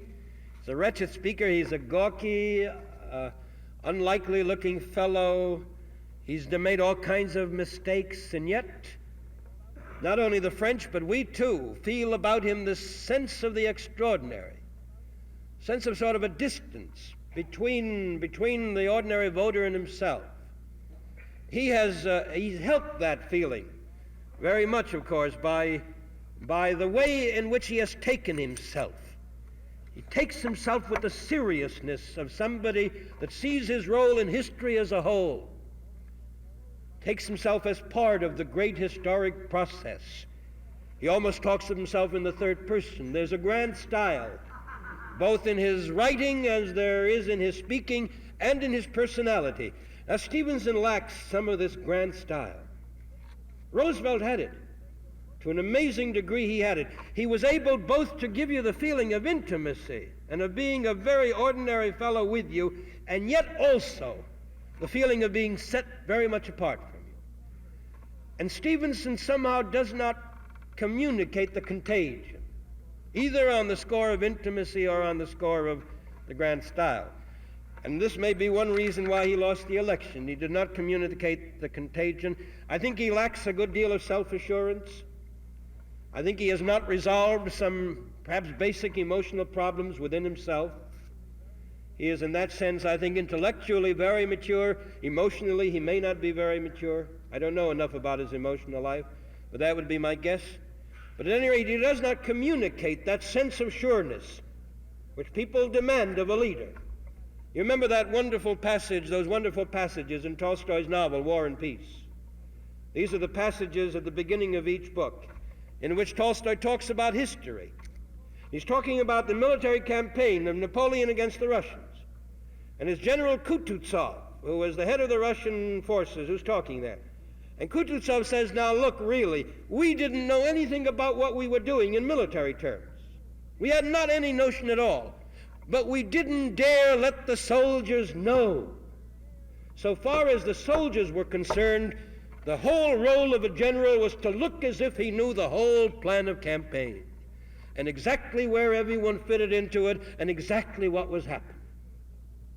Now, there's a deep truth in that. And not only a military leader, but a political leader has to give that sense of assurance, which again Roosevelt had, which de Gaulle has, which Adenauer has, which Khrushchev has, which Gandhi has, which Mao Zedong has, which Ben-Gurion has, which a whole series of people have who are in the grand style as leaders. Stevenson doesn't have it. But I still think that if you talk about the guidance of the American nation in the perilous years ahead, on issues which demand a knowledge of history and foreign policy and economics and a lot of other things, the intellectual capacity to grasp these things, the feeling of perspective so that you can differentiate between the trivial and important, the self-discipline which enables you to hold steadfast in a crisis, the courage which enables you to hold to unpopular choices, even though you know they're unpopular, but because you believe they're important, the sense of complexity, so that you don't make everything oversimplified, as, let's say, Truman has tended to do, and so on. These qualities Stevenson has. And I think it would be very tragic if the American people, which has the good fortune at a great crisis in its history to have leadership available of this kind, it would be a great tragedy if they did not make use of this availability. All right, this lady here. Would not, Just a second, the lady's gotten up. All right. would not complete integration lead to assimilation? And assimilation, I believe you said, might tend to dilute the identity. What integration are you talking about? Well, general integration of Because we're using integration in two senses. For example, integration in the sense of the school struggle that's going on now in the South. Do you mean it in that sense? No. I see. You say, wouldn't integration lead to assimilation, and wouldn't assimilation lead to the doing away of identity? I'm afraid we got into a verbal tangle here. The lady says, wouldn't integration, if you really applied it, lead to assimilation? It's a little hard for me to understand that. As we use integration, it is distinguished from assimilation. The assimilation concept is, for example, that a Jew is primarily part of the larger American culture and tries to do away with whatever elements in his own Jewish culture are discrepant with that. That's assimilation. It means assuming all the outward forms of the larger culture. It's the melting pot concept. You pour various things into a melting pot, and they all get fused into a single thing. That's assimilation. Integration is the exact opposite. Integration says we will become part of the larger culture, yes, but only in those aspects which do not threaten the identity of our subculture. Where the identity of our subculture is threatened, we maintain that subculture. That's integration. And by very definition, to carry that out does not mean the assimilation and loss of identity. All right, there was another lady over here, yes? I wanted you to please go on with the discussion on Stevenson. All right. And when you say that it would be a tragedy if the American people turned him down and he should offer himself again, or be offered to them, what would you say would be the reason for it? We're turning it down? What would be the shortcomings? Yes. Why would Stevenson be turned down, asked the lady. I think the big answer is that anyone who has lost twice is very unlikely to be given a third chance. I think that's the big answer. You know, this leads me into some reflections for which I don't have real time now, but you will find, for example, in the section of my book on life goals in America, I speak of various American values, things that we value most. And one of them, of course, is success. There's a real cult of success and a real fear of failure. The one man whom you shrink from, as you shrink from some dread disease, is the man who's been a failure. You're afraid that the failure will be infectious. The man to whom you turn, you cling to him, is the man who's a success. It's not just about men, it's about anything. You walk into a play, for example, which the critics have written rave notices about. You just move into the theater. Just as soon as you move into the theater, you smell the smell of success in that theater. It's all around. Even before you've set your eyes on the play, the smell of success is there. And you're ready to respond to it because you like to be part of a going concern that's successful. You don't want to be part of a failure. Now, this is particularly true of an insecure people, as the Americans are, and particularly people who've been moving on the class ladder, moving up on the class ladder so that they are in a different rung of the ladder from what their fathers or grandfathers were. The result is that they have their positions to make. They're worried about their place, their status. And because they're worried, they like to associate with success and so on. Now, this finds its expression in politics. It was in Stevenson's favor on his first nomination. He was a successful candidate as governor of Illinois. He had the smell of success around him. Then he got licked, and then he got nominated a second time, and he got licked again, and you ask, won't this happen a third time? The only thing I've suggested, I think I may have suggested it to you once, is that Stevenson should do something about baseball as a symbol. In baseball, even if you've had 2 strikes, you're still not out. He should go around the country with a baseball uniform, with a ball and a bat, and remind Americans that there is still a chance. But I'm not sure that this is decisive. Perhaps this may be overcome. And one of the reasons it may be overcome is that if I'm right in my analysis of the decline and fall of the Republicans, if this is due to a disillusionment over Eisenhower, then we may think back to The Road Not Taken. You remember that poem by Robert Frost, The Road Not Taken, 2 roads diverged in a wood, that ends up, I took the one less traveled by, and that has made all the difference. It may well be we took the road more traveled by, but that has made all the difference. We may want to go back to the road not taken. As to the alternative that we rejected at that time, there may be a sense within us of really going back in order to make up for both a mistake and an injustice. That would work in Stevenson's favor. All right, a few more questions. This lady.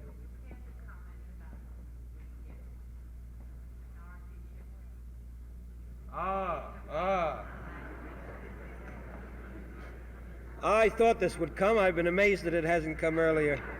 The lady says, would I comment about the Dorothy Schiff episode in the last election campaign? I'd be very happy to. Well, happy is a strong word. Maybe I'll be very unhappy too, but I'll comment anyway. I wrote about this, and let me repeat what I wrote. First, I did not agree with Mrs. Schiff in her change of position, not at all. Obviously, I didn't, because I was writing my own columns all the time. I had taken my own position very early in the campaign for Harriman, despite the attractiveness of Mr. Rockefeller and despite my respect for him. I have great respect for him. But I felt that where Mr. Harriman had made the kind of political record in New York that he had made, that it was bad in every way to throw him out. I thought a record like that should be rewarded. That was my basic reason. I also was worried about some of the people around Mr. Rockefeller, and I still am. However, I'd made my position clear, so that obviously I was happy when the post position coincided with it, and then unhappy when the post position at the last minute changed. Now, the second thing I want to say is I don't know anything about why the change was made other than what Mrs. Schiff said in what she wrote afterward. I have no reason for believing that that was not a completely true and frank statement. Third, this gave me a chance in my column, and it gives me a chance now to underscore the relationship that a columnist has to a newspaper, which is happily one of independence. That is to say, they don't interfere with me in any position I take or anything I write, not even to change of a word or even a comma. They let me run my own little private domain in that column, and equally, I don't interfere with what they do editorially, what the publisher or editor does. I may have particular reactions, as I had in this case, but obviously I don't interfere. And I think that's as it should be. I think, by the way, it's one of the things about the American press, which is one of the best things about it, is that its ownership does not determine everything that happens in every part of a newspaper. The existence of columnists to that extent is a break in the ownership power pattern. I think it's a very healthy thing to get diversity as you get in a number of American newspapers. Often, in many of them, almost the only oasis there is in what is otherwise an intellectual desert in the newspaper is a few columnists here or there who represent a certain amount of sanity. Otherwise there isn't much. Now, that isn't true of the Post, which is a sea of sanity. But I happen to run my own little island within it. Does that answer your question? All right. Now, just a few more, and then withdraw. Yes, this lady.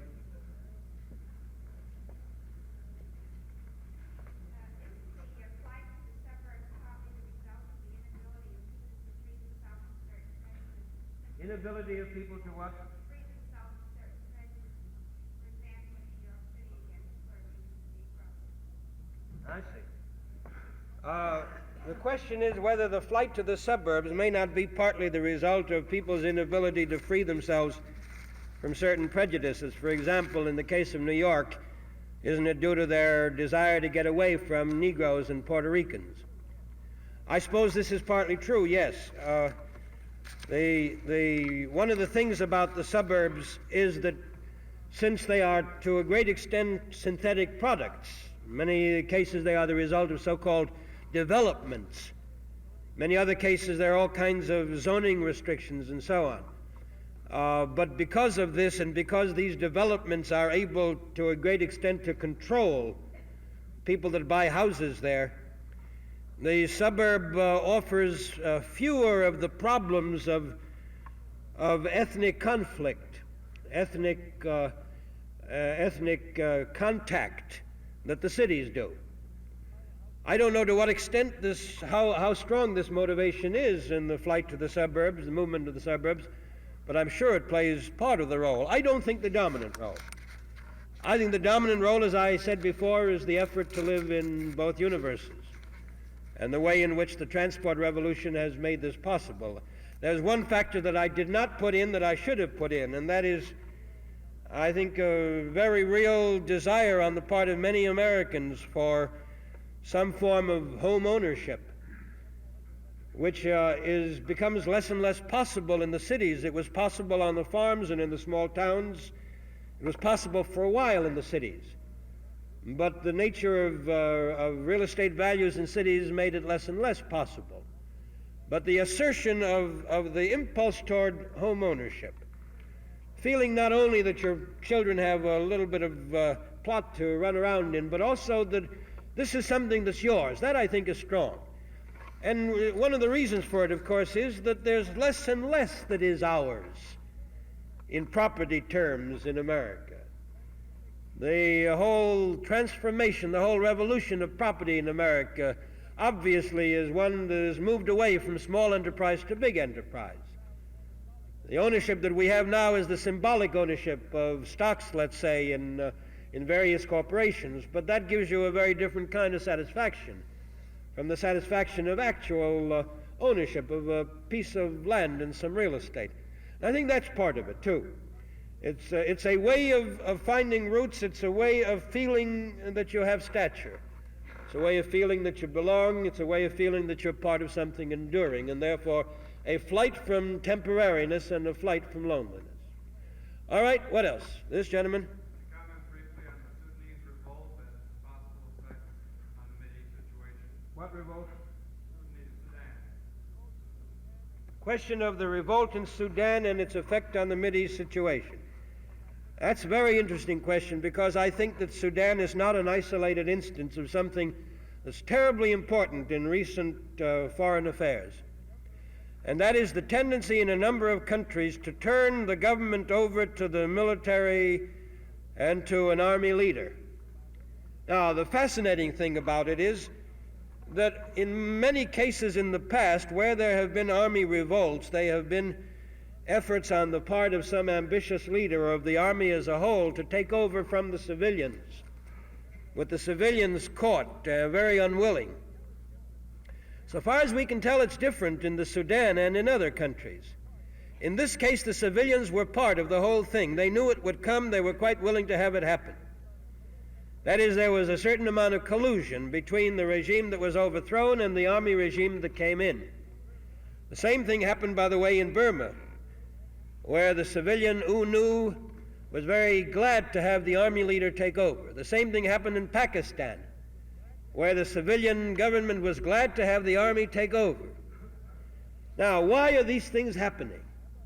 What's their meaning? I have a hunch.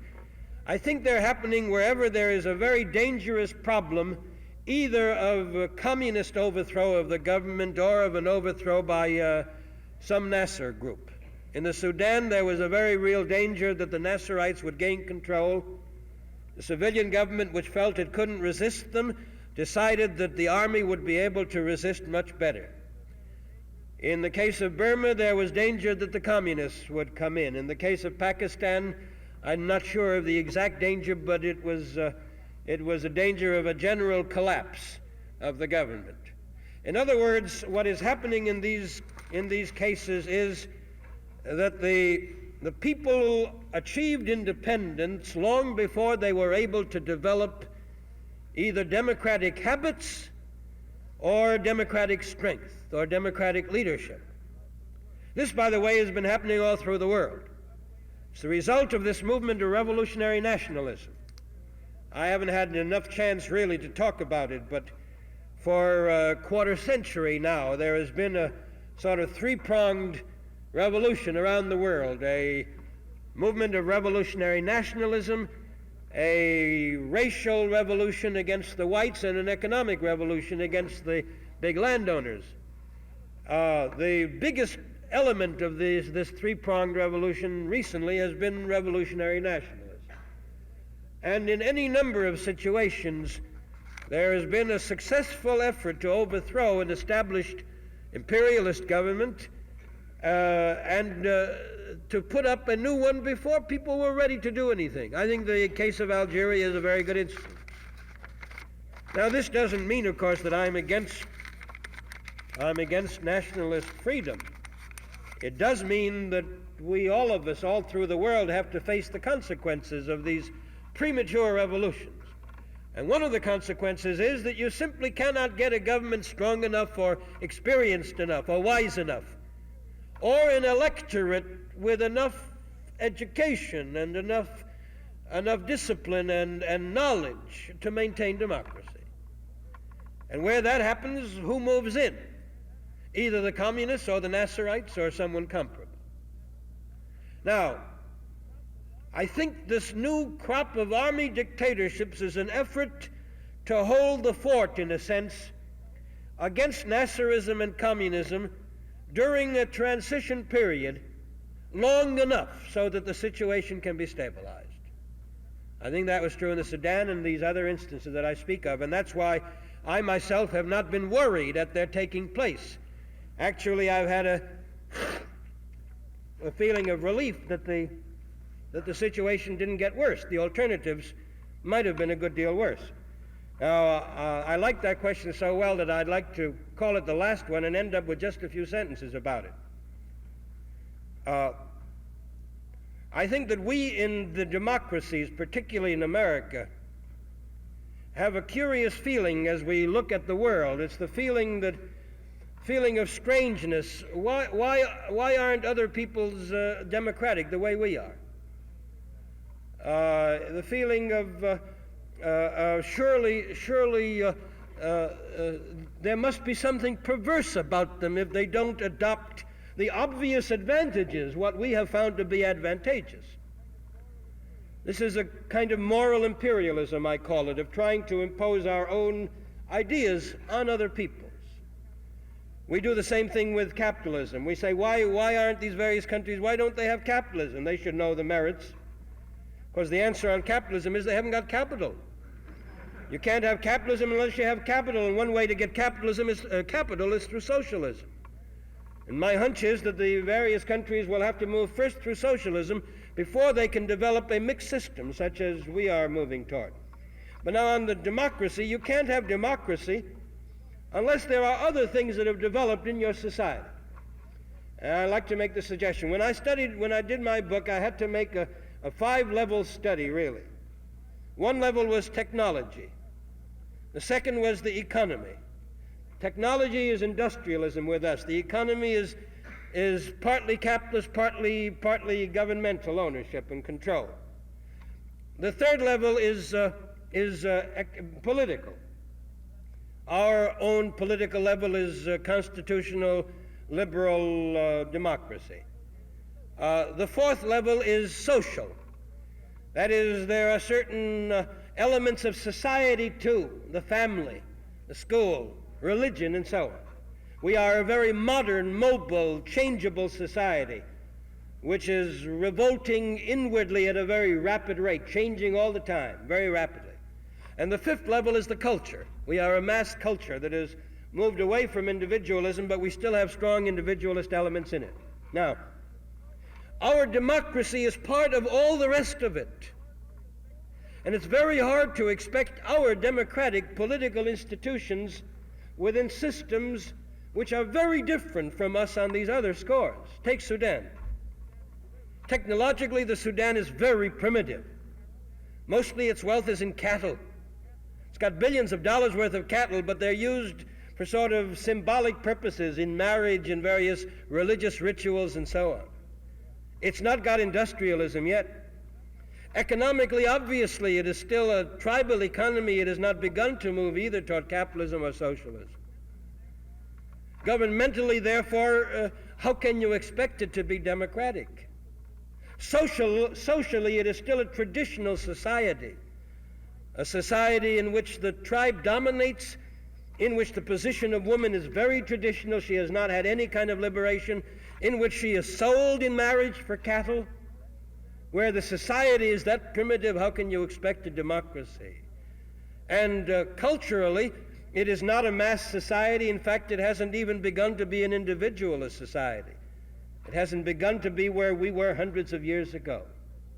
Now, where you have a system which on all these other levels is what it is, then it's going to take a long time before it can develop to an extent where it can become a real democracy.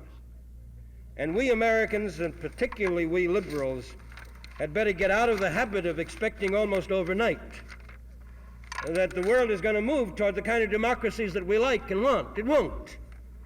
It'll take generations and perhaps centuries before various parts of the world can develop the kind of thing that we regard as ideal. Meanwhile, they'll have to develop whatever it is that they can live with and work within. The only thing that we can expect is that they won't make war, that they won't use the atom bomb, that they won't try to annihilate the world, that there won't be an effort to sort of break out in a kind of madhouse. We don't want aggression. We don't want Nasserism. We don't want Hitlerism. We don't want aggressive communism. We don't want any of these things. But we can live in a world which has all kinds of economic and political and social and cultural forms, provided that there is some kind of internal order within that world. And that internal order, of course, has to do with the United Nations and the creation of some kind of core discipline group there which can keep the order. Now, if we change our picture of a desirable world and make it more realistic and understand how long it takes for these countries to move, and understand also that they can't begin to move that way unless they do it with our economic help, with our technical aid, with our sympathetic understanding and so on, then we won't be as impatient as we are. We won't expect miracles, and we won't be disillusioned when the miracles don't occur. Now, I want to just suggest to you for the reading for next time, we meet again on January the 20th. It's our third meeting. The reading says the Jews in the frame of American economic life, political life, class system, and legal system. The readings in America as a Civilization are chapters 5, 6, and 7. Thank you.